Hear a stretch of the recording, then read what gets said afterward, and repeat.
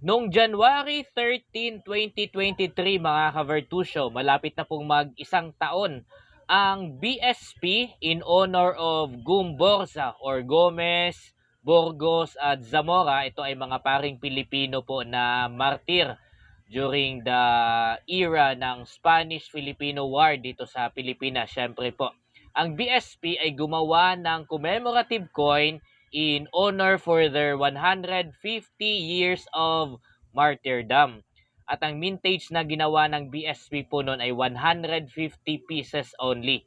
Yes, kaya ang coin na ito, ang commemorative coin na ito ay sobrang rare to find. At nung binenta nga po ito ng BSP sa BSP store, syempre sa mga collector at mga nomista na gusto pong magkaroon ng sariling collection sa commemorative coin na ito, ang presyo po nun ay nasa 2,200. Ganun po ang presyo noon last year. At kung sino man na nakabili po nito, ang swerte-swerte nyo po sa totoo lang. At isang ngayon sa sikat na movie nga naririnig po natin na nagiging kasama pa sa entry ng MMFF sa December 2023 nung pinalabas po ito nung Pasko, the month before magbagong ano the month bago mag-isang taon ang commemorative coin na ito. Ito ay ginawa ng movie at sikat po ngayon na makakaapekto po sa commemorative coin na ito kung sino man ang may hawak. Dahil sa movie na ito, katulad po sa commemorative coin din na General Antonio Luna, ang coin na ito ngayon ay magkakaroon din ng mataas na halaga. Yes, legit po yan sa mga may hawak po nito. Totoo po yan. Dahil nga po sumikat at ginawa ng movie mismo ang buhay ng Gumborza, which is having a commemorative coin na pinakita ko po ngayon sa inyo.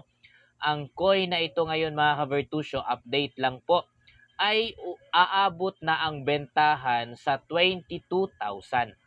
Yes, 22,000 na po ang inaabot ng bentahan ng commemorative coin na Gumborza. Sino-sino kaya ang may hawak po ng ganitong klase ng coin? Kasi nga po, nung nirelease ito ng BSP po sa atin, itong commemorative coin na ito, it is only limited to the mintage of 150.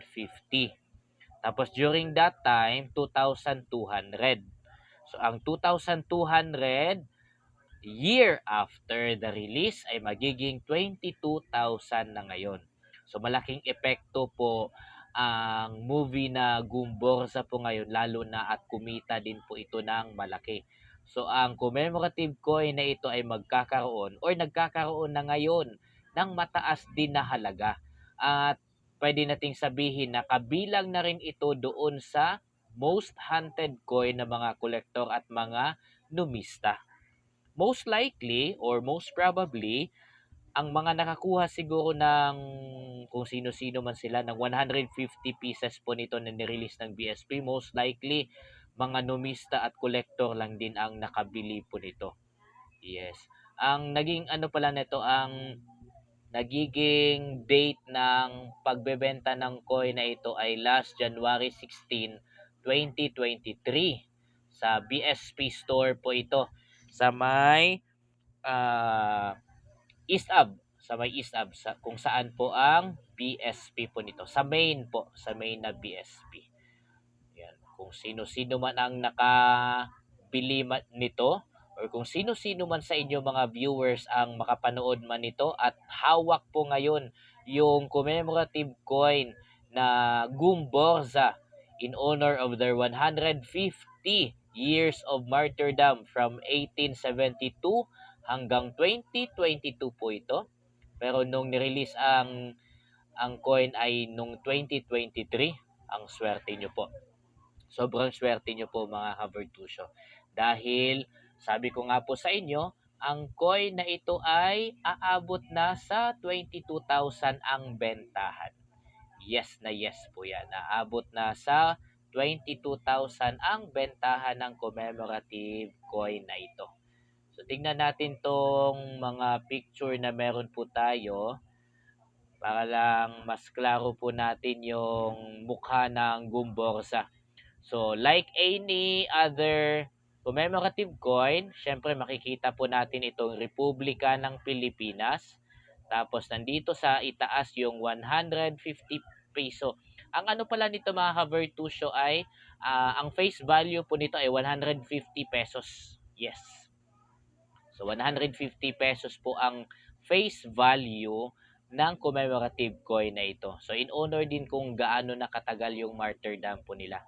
Tapos makikita natin si Father Gomez, Father Burgos, at si Father Zamora. Ayan. Which is nakikita din po natin sa movie na Gumborza. Sa mga hindi pa nakapanood, I don't know if showing pa ngayon sa mga SM. Wow, nag-promote. Nag-promote bigla. Yan, The Martyrdom of Gomborza. Ah, hanggang 2022 po ito. So from 19 ano po ito? 1972? Yes, from 1972 hanggang 2022, yan ay 150 years of martyrdom. Yan. Tapos titignan po natin ang likod po nito kung meron tayong makikita. Ito. Yan. Ito ang likod naman niya. So, syempre, nandito pa rin yung logo ng Bangko Sentral ng Pilipinas. Tapos, ito yata ay siniri. Siniri yata ito nung kinulong na sila.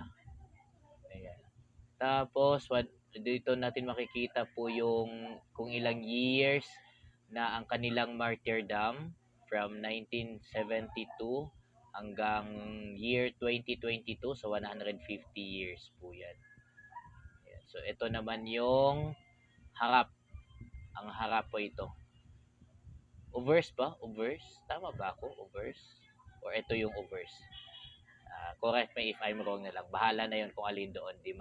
Di ko na anuhin yun masyado. Okay? So, yan. So, kahit saan po natin ibenta po yon at kung sino man ang may hawak po nun, pwede po nating sabihin talaga na hindi natin pwedeng ibaba sa presyo na yon. Or pwedeng lalagpas syempre. Basta ang tawag po nito, ang price range po ng Gumborza na ito ay syempre magsisimula po tayo kung ano po ang nagiging bentahan nito nung ni-release po nito, 2,200. At aabot na siya ng 22,000 po ngayon. So yun yung price range po niya. 2,200 to 22,000. Yun po ang bentahan po niya. So kung meron man kayo nito, napakaswerte po ninyo. Sana magkaroon din po ako ng ganito. Kaya kung sino man ang meron ganito, message nyo ko. Reach nyo ko sa FB page.